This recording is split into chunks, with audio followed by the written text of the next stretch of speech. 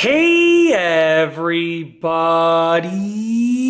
I'm here today to show you and tell you how to trim expanding foam insulation. I'll specifically be showing you and telling you for this video how to get rid of excess foam that you have sprayed, and this will be a very simplistic tutorial. Let's get right into this instructional video tutorial. As you can see right here, I just sprayed this expanding foam into a little hole that I made in this old door, just for the purposes of making a separate video, and I'm going to show you how to trim it. Really easy to do. First and foremost, you have to think about, is there anything that you want to avoid? So essentially, is there like a wire somewhere in there that there was a hole for a wire and you sprayed in there to fill in the hole? Is there anything that you need to avoid? If there's something that you need to avoid, you want to be extremely cautious and go very slowly to avoid that thing. If there's nothing that you need to avoid, then you got to ask yourself, what is my goal with this foam? Do you want to trim it flush? Do you want to just shave it back?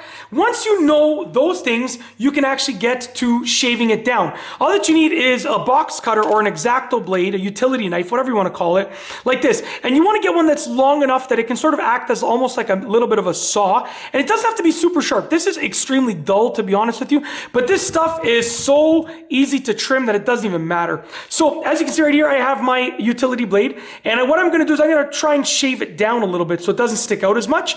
I don't care if it's really just, if it's flush completely, because this is just a little project for video. I'm not really using this for anything. It's just literally a door. You can see I've used it for other videos in the past as well. But yeah, I'm just going to shave it down. So just get your utility knife and get it in position at the angle that you want to cut as well. And then just go back and forth in like a sawing motion. You're going to hear like a styrofoam cutting kind of sound. Keep going back and forth, and eventually you will have trimmed it off. So as you can see right here, I trimmed this piece off. And what I recommend is don't try and go like all the way to the back and do it all at once. I recommend going in smaller bits, because if you go all the way to the back at once and you rip some off, it's gonna, you know, you're gonna have to probably redo it potentially. So I recommend just going in little smaller bits. You don't have to go this thin, you know, I'm just showing you how to do it, but definitely go in smaller portions. It will be a little bit easier to deal with. And yeah, that's essentially, you can also go on an angle, right? So I can trim down on an angle, let's say, if I wanted to. I can also go on an angle this way if I wanted to, just like that. You know, it's really up to you and what your goals are with trimming down that insulation foam. But yeah, and then obviously if there's a little piece, you can rip it off. But you know, to get the best results, you want to use a utility blade and just give it a sawing motion back and forth until you have cut off all of the excess foam that you've wanted to remove.